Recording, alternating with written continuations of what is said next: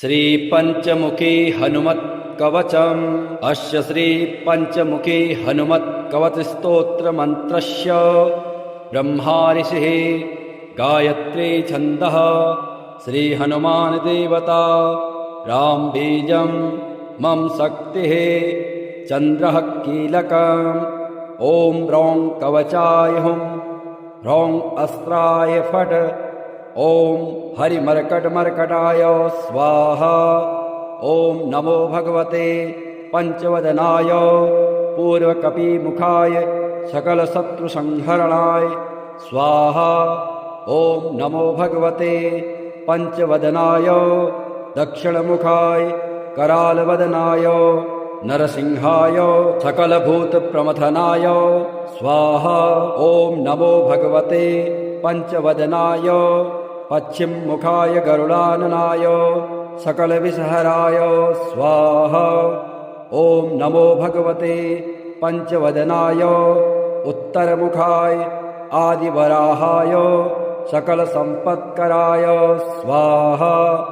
ओम नमो भगवते पंचवदनाय ऊर्ध्वमुखाय हयग्रीवाय सकलजनवशकराय स्वाहा। श्री पंचमुखी हनुमत् कवच स्तोत्रस्य श्रीरामचंद्र ऋषिः अनुष्टुप् छन्दः श्रीरामचंद्रो देवता सीता इति बीजं हनुमानीति शक्तिः हनुमत्प्रीत्यर्थे पाठे विनियोगः। ध्यानम् वन्दे वानरनारसिंहखगराट् क्रोडाश्ववक्त्रान्वितं दिव्यालङ्करणं त्रिपञ्चनयनं देदीप्यमानं रुचा। हस्ताब्जैरसिकेटपुस्तकसुधा कुम्भाङ्कुशाद्रिम्हलं खट्वाङ्गं फणिभूरुहं दशभुजं सर्वारिवीरापहम्। श्रीरामदूताय अंजनीयाय वायुपुत्राय महाबलाय सीताशोकनिवारणाय महाबलप्रचण्डाय लङ्कापुरीदहनाय फाल्गुनसखाय कोलाहलसकलब्रह्माण्डविश्वरूपाय सप्तसमुद्रान्तरालङ्घिताय पिङ्गलनयनायामृतविक्रमाय सूर्यबिम्बफलसेवाधिष्ठितपराक्रमाय सञ्जीवन्या अंगद लक्ष्मण महाकपिसैन्यप्राणदात्रे दशग्रीवविध्वंसनाय रामेष्टाय सीतासहित रामचन्द्रवरप्रसादाय षट्प्रयोगागम पंचमुखी हनुमन् मन्त्रजपे विनियोगः। ओम हरिमर्कटमर्कटाय स्वाहा। ओम हरिमर्कटमर्कटाय वं वं वं वं वं वोषट् स्वाहा। ओम हरिमर्कटमर्कटाय फं फं फं फं फं फट् स्वाहा। ओम हरिमर्कटमर्कटाय खं खं खं खं खं मारणाय स्वाहा। ओम हरिमर्कटमर्कटाय ठं ठं ठं ठं ठं स्तम्भनाय स्वाहा। ओम हरिमर्कटमर्कटाय डम डम डम डम डम आकर्षणाय सकल संपत्कराय पंचमुखी वीर हनुमते स्वाहा। उच्चाटने ओम ढम ढम ढम ढम ढम कूर्ममूर्तये पंचमुखी हनुमते परयंत्र तंत्रोच्चाटनाय स्वाहा।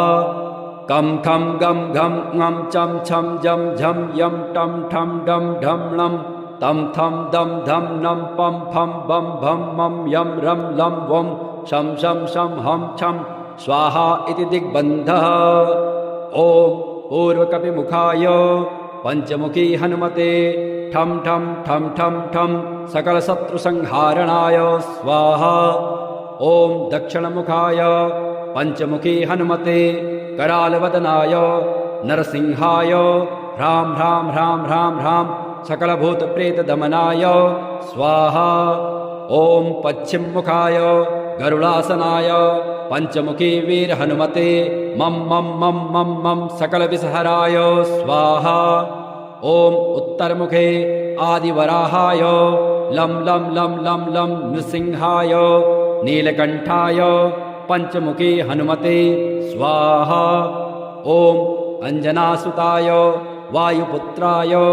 महाबलाय रामेष्टफाल्गुनसखाय सीताशोकनिवारणाय लक्ष्मणप्राणरक्षकाय कपिसैन्यप्रकाशाय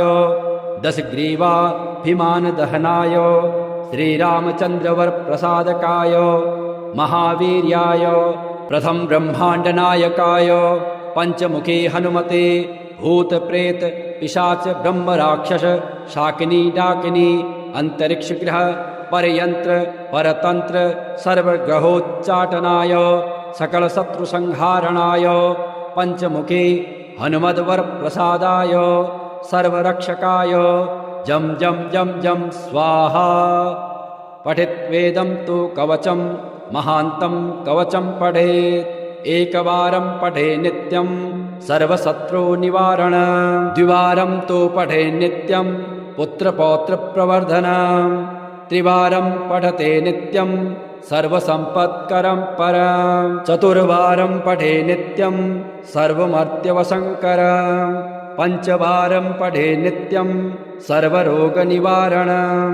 षड्वारं तु पठे नित्यं सर्वदेववशीकरं सप्तवारं पठे नित्यं सर्वकामार्थसिद्धिदाम् अष्टवारं पठे नित्यं सर्वसौभाग्यदायकम् नववारं पठे नित्यं सर्वैश्वर्यप्रदायकम् दशवारं पठे नित्यं त्रैलोक्यज्ञानदर्शनम् एकादशं पठे नित्यं सर्वसिद्धिं लभेन्नरः कवचं स्मृतिमात्रेण महालक्ष्मीफलप्रदाम् तस्माच्च प्रयता भाव्यं कार्यं हनुमतः प्रियम् वामे करे वैरिभिदं वहन्तं शैलं परे शृङ्खलहारटङ्कं ददानमच्छाच्छ सुवर्णवर्णं भजे ज्वलत्कुण्डलमाञ्जनेयं पद्मरागमणिकुण्डलत्विषा पाटले कृतकपोलमस्तकं दिव्यहेमकदलीवनान्तरे भावयामि पवमाननन्दनम् उद्यदादित्यशङ्काश मुदार भुजविक्रमं कन्दर्पकोटिलावण्यं सर्वविद्याविशारदं श्रीरामहृदयानन्दं भक्तकल्पमहीरुहम् अभयं वरदं दौर्भ्यां कलये मारुतात्मजं वामहस्ते महाकृच्च दशास्य करमर्दनम् उद्यद्वीक्षणकोदण्डं हनुमन्तं विचिन्तयेत् स्फटिकाभं स्वर्णकान्तिं द्विभुजं च कृताञ्जलिं कुण्डलद्वयसंशोभे मुखाम्भोजं हरिं भजे नमामि दूतं रामस्य सुखदं च सुरद्रुमं पीनवृत्तमहाबाहुं सर्वशत्रुनिबर्हणं नानारत्नसमायुक्त कुण्डलादिविभूषितं सर्वदाभीष्टदातारं सतां वैदृढमाहवे वासिनं चक्रतीर्थस्य दक्षिणस्थ गिरौ सदा तुङ्गाम्भोदितरङ्गस्य वातेन परिशोभिते नानादेशागतः सद्भिः सेव्यमानं नृपोत्तमः धूपदीपादिनैवेद्यः पञ्चखाद्यैश्च शक्तितः भजामि श्रीहनुमन्तं हेमकान्ते समप्रभं व्यासतीर्थयतीन्द्रेण पूजितं प्रणिधानतः त्रिवारं यः पठेन्नित्यं स्तोत्रं भक्त्या द्विजोत्तमः वाञ्छितं लभतेऽभीष्टं षड्मासाभ्यन्तरे खलु पुत्रार्थी लभते पुत्रं यशोर्थी लभते यशः विद्यार्थी लभते विद्यां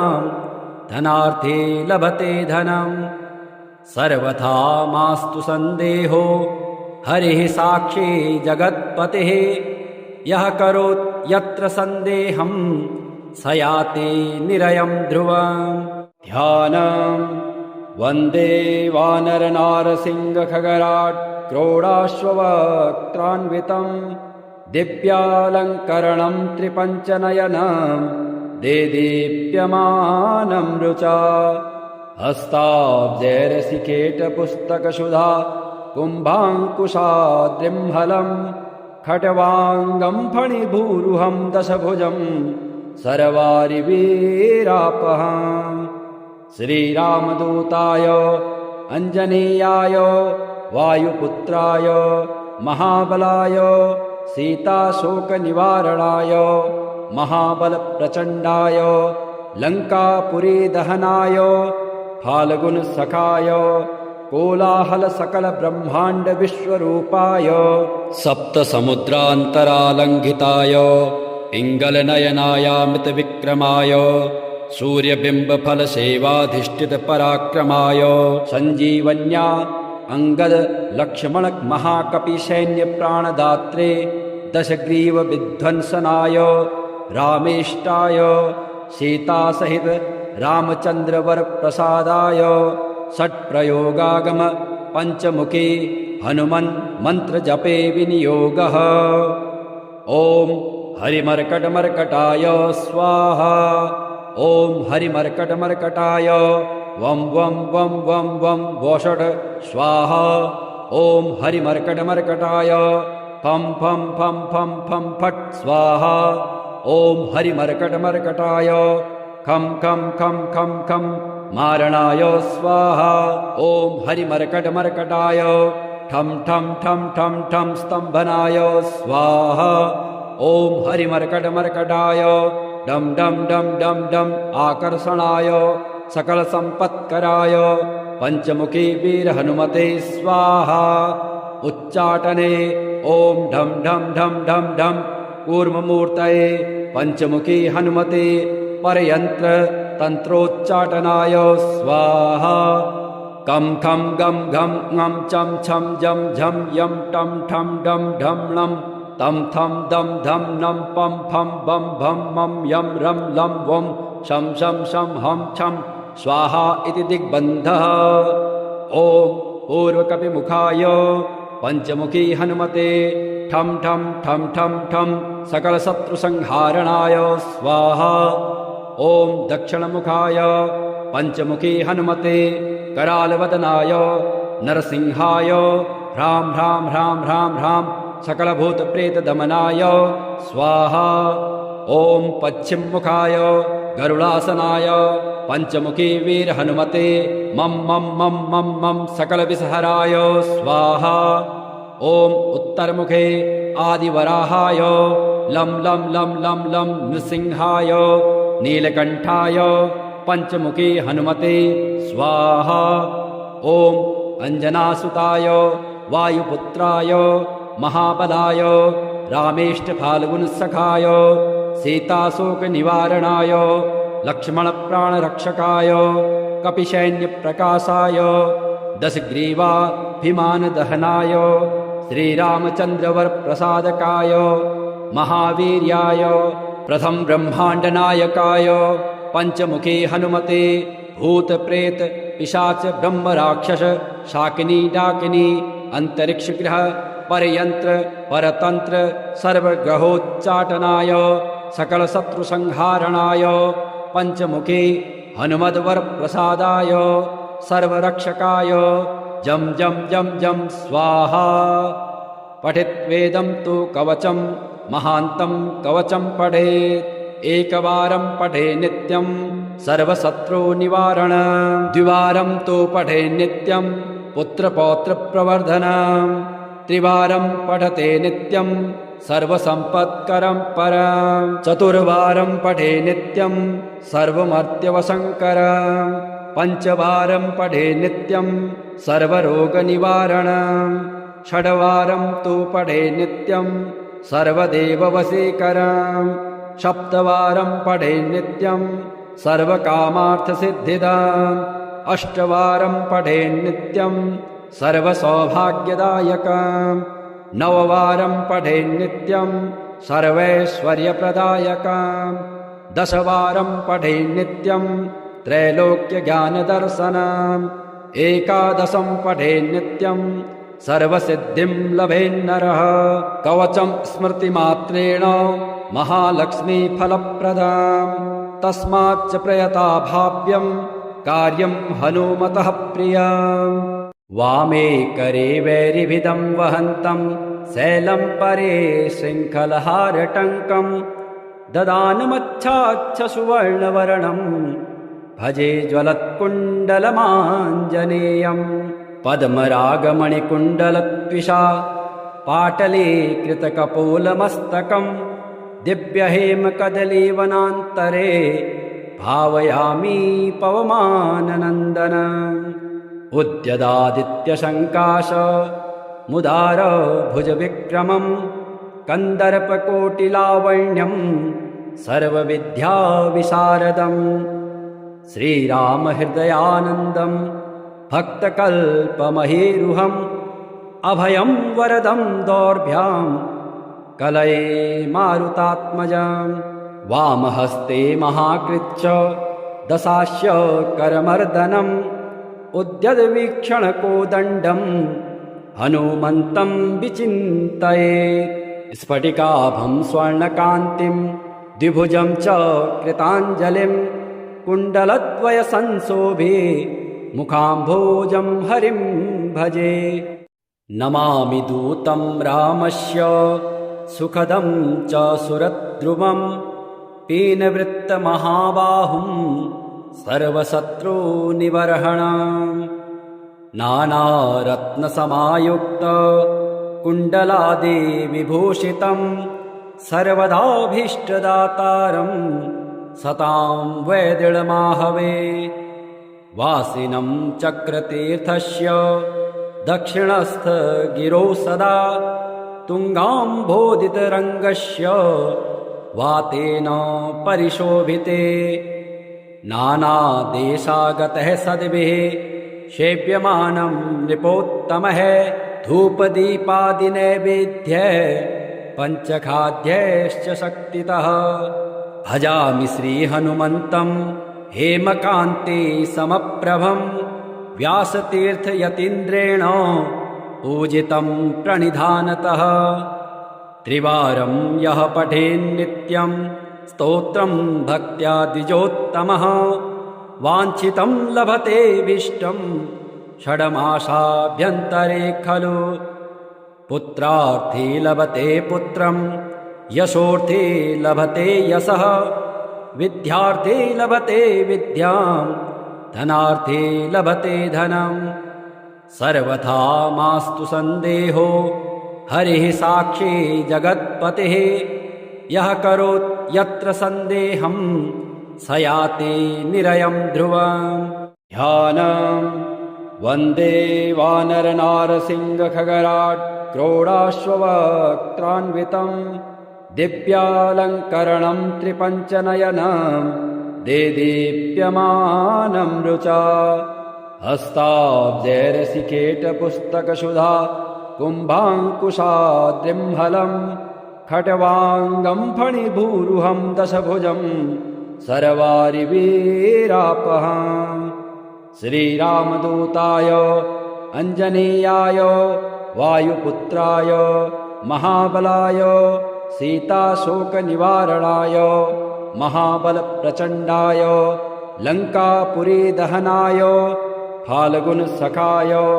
कोलाहलसकलब्रह्माण्डविश्वरूपाय सप्तसमुद्रान्तरालङ्घिताय पिङ्गलनयनायामृतविक्रमाय सूर्यबिम्बफलसेवाधिष्ठितपराक्रमाय सञ्जीवन्या अङ्गदलक्ष्मणमहाकपिसैन्यप्राणदात्रे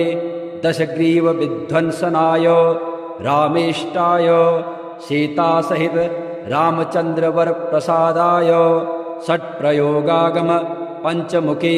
हनुमन् मन्त्रजपे विनियोगः ॐ हरिमर्कटमर्कटाय स्वाहा ॐ हरिमर्कटमर्कटाय वं वं वं वं वं वोषट् स्वाहा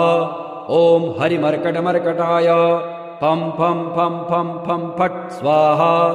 ॐ हरिमर्कटमर्कटाय खं खं खं खं खं मारणाय स्वाहा ॐ हरिमर्कटमर्कटाय ठं ठं ठं ठं ठं स्तम्भनाय स्वाहा ॐ हरिमर्कटमर्कटाय डं डं डं डं डं आकर्षणाय सकलसम्पत्कराय पंचमुखी वीर हनुमते स्वाहा उच्चाटने ॐ ढं ढं ढं ढं ढं कूर्ममूर्तये पंचमुखी हनुमते परयंत्र तंत्रोच्चाटनाय स्वाहा कं खं गं घं ङं चं छं जं झं यं टं ठं डं ढं लं तं थं दं धं नं पं फं बं भं मं यं रं लं वं शं शं शं हं छं स्वाहा इति दिग्बन्धः ॐ पूर्वकपिमुखाय पंचमुखी हनुमते ठं ठं ठं ठं ठं सकलशत्रुसंहारणाय स्वाहा ॐ दक्षिणमुखाय पंचमुखी हनुमते करालवदनाय नरसिंहाय ह्रां ह्रां ह्रां ह्रां ह्रां सकलभूतप्रेतदमनाय स्वाहा ॐ पश्चिममुखाय गरुडासनाय पंचमुखी वीर हनुमते मं मं मं मं मं सकलविषहराय स्वाहा ॐ उत्तरमुखे आदिवराहाय लं लं लं लं लं नृसिंहाय नीलकंठाय पंचमुखी हनुमते स्वाहा ॐ अंजनासुताय वायुपुत्राय महाबलाय रामेष्टफाल्गुनसखाय सीताशोकनिवारणाय लक्ष्मणप्राणरक्षकाय कपिसैन्यप्रकाशाय दशग्रीवाभिमानदहनाय श्रीरामचन्द्रवरप्रसादकाय महावीर्याय प्रथम ब्रह्माण्डनायकाय पंचमुखी हनुमते भूतप्रेत पिशाच ब्रह्मराक्षस शाकिनी डाकिनी अंतरिक्षग्रह परयंत्र परतंत्र सर्वग्रहोच्चाटनाय सकलशत्रुसंहारणाय पंचमुखी हनुमद्वरप्रसादाय सर्वरक्षकाय जं जं जं जं स्वाहा पठित्वेदं तु कवचं महान्तं कवचं पठेत् एकवारं पठे नित्यं सर्वशत्रुनिवारण द्विवारं तु पठे नित्यं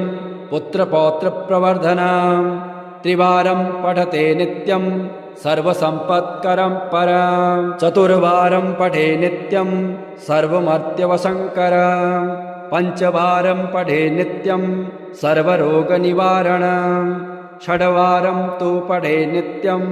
सर्वदेववशीकरं सप्तवारं पठे नित्यं सर्वकामार्थसिद्धिदम् अष्टवारं पठे नित्यं सर्वसौभाग्यदायकं नववारं पठे नित्यं सर्वैश्वर्यप्रदायकं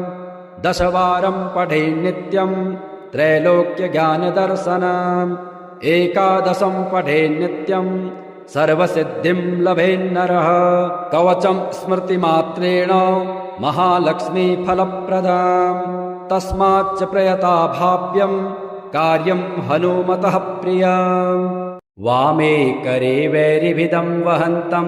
शैलं परे शृङ्खलहारटङ्कं ददानमच्छाच्छ सुवर्णवर्णं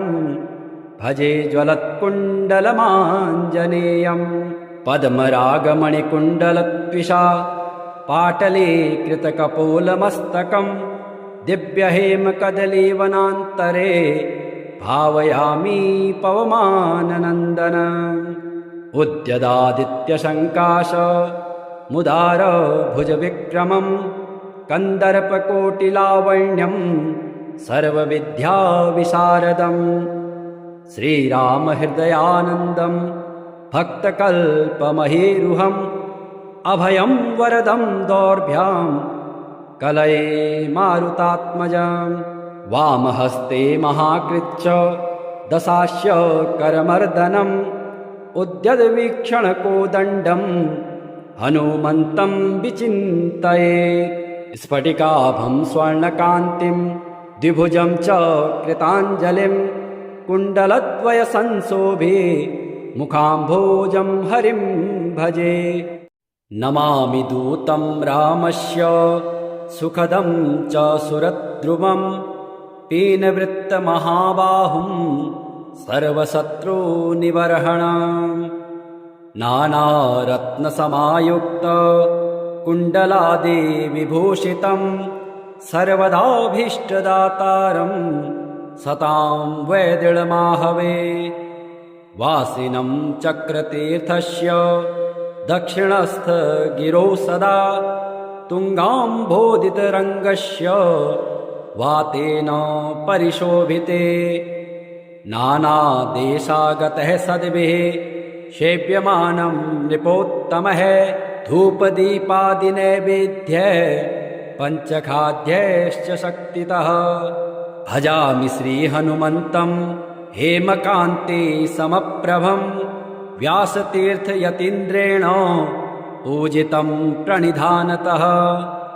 त्रिवारं यः पठेन्नित्यं स्तोत्रं भक्त्या द्विजोत्तमः वाञ्छितं लभते विष्टं षड्मासाभ्यन्तरे खलु पुत्रार्थी लभते पुत्रं यशोर्थी लभते यशः विद्यार्थी लभते विद्यां धनार्थी लभते धनं सर्वथा मास्तु सन्देहो हरिः साक्षी जगत्पतिः यः करोत् यत्र सन्देहं स याति निरयं ध्रुवम् ध्यानम् वन्दे वानरनारसिंहखगराट् क्रोडाश्ववक्त्रान्वितं दिव्यालङ्करणं त्रिपञ्चनयनं देदीप्यमानं रुचा हस्ताब्जैरसिकेटपुस्तकसुधा कुम्भाङ्कुशाद्रिम्हलं खट्वाङ्गं फणिभूरुहं दशभुजं सर्वारिवीरापहम् श्रीरामदूताय अञ्जनेयाय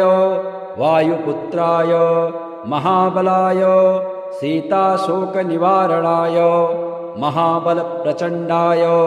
लङ्कापुरीदहनाय फाल्गुनसखाय कोलाहलसकलब्रह्माण्डविश्वरूपाय सप्तसमुद्रान्तरालङ्घिताय पिङ्गलनयनायामृतविक्रमाय सूर्यबिम्बफलसेवाधिष्ठितपराक्रमाय सञ्जीवन्या अङ्गदलक्ष्मणमहाकपिसैन्यप्राणदात्रे दशग्रीवविध्वंसनाय रामेष्टाय सीतासहित रामचन्द्रवरप्रसादाय षट्प्रयोगागम पञ्चमुखी हनुमन् मन्त्रजपे विनियोगः ॐ हरिमर्कटमर्कटाय स्वाहा ॐ हरिमर्कटमर्कटाय वं वं वं वं वं वोषट् स्वाहा ॐ हरिमर्कटमर्कटाय फं फं फं फं फं फट् स्वाहा ॐ हरिमर्कटमर्कटाय खं खं खं खं खं मारणाय स्वाहा ॐ हरिमर्कटमर्कटाय ठं ठं ठं ठं ठं स्तम्भनाय स्वाहा ॐ हरिमर्कटमर्कटाय डं डं डं डं डं आकर्षणाय सकलसम्पत्कराय पञ्चमुखी वीरहनुमते स्वाहा उच्चाटने ॐ ढं ढं ढं ढं ढं कूर्ममूर्तये पञ्चमुखी हनुमते परयन्त्र तन्त्रोच्चाटनाय स्वाहा कं खं गं घं ङं चं छं जं झं यं टं ठं डं ढं णं तं थं दं धं नं पं फं बं भं मं यं रं लं वं शं शं शं हं छं स्वाहा इति दिग्बन्धः ॐ पूर्वकपिमुखाय पञ्चमुखी हनुमते ठं ठं ठं ठं ठं सकलशत्रुसंहारणाय स्वाहा ॐ दक्षिणमुखाय पञ्चमुखी हनुमते करालवदनाय नरसिंहाय ह्रां ह्रां ह्रां ह्रां ह्रां सकलभूतप्रेतदमनाय स्वाहा ॐ पश्चिममुखाय गरुडासनाय पञ्चमुखी वीरहनुमते मं मं मं मं मं सकलविषहराय स्वाहा ॐ उत्तरमुखे आदिवराहाय लं लं लं लं लं नृसिंहाय नीलकण्ठाय पञ्चमुखी हनुमते स्वाहा ॐ अञ्जनासुताय वायुपुत्राय महाबलाय रामेष्टफाल्गुनसखाय सीताशोकनिवारणाय लक्ष्मणप्राणरक्षकाय कपिसैन्यप्रकाशाय दशग्रीवाभिमानदहनाय श्रीरामचन्द्रवरप्रसादकाय महावीर्याय प्रथम ब्रह्माण्डनायकाय पंचमुखे हनुमते भूतप्रेत पिशाच ब्रह्मराक्षस शाकिनी डाकिनी अंतरिक्षग्रह परयंत्र परतंत्र सर्वग्रहोच्चाटनाय सकलशत्रुसंहारणाय पंचमुखे हनुमद्वरप्रसादाय सर्वरक्षकाय जम जम जम जम स्वाहा। पठित्वेदं तु कवचं महान्तं कवचं पठेत् एकवारं पठे नित्यं सर्वशत्रुनिवारण द्विवारं तु पठे नित्यं पुत्रपौत्रप्रवर्धनं त्रिवारं पठते नित्यं सर्वसम्पत्करं परं चतुर्वारं पठे नित्यं सर्वमर्त्यवशङ्करं पंचवारं पठे नित्यं सर्वरोगनिवारणं षड्वारं तु पठे नित्यं सर्वदेववशीकरं सप्तवारं पठे नित्यं सर्वकामार्थसिद्धिदम् अष्टवारं पठे नित्यं सर्वसौभाग्यदायकं नववारं पठे नित्यं सर्वैश्वर्यप्रदायकं दशवारं पठे नित्यं त्रैलोक्यज्ञानदर्शनम् एकादशं पठे नित्यं सर्वसिद्धिं लभेन्नरः कवचं स्मृतिमात्रेण महालक्ष्मीफलप्रदम् तस्माच्च प्रयता भाव्यं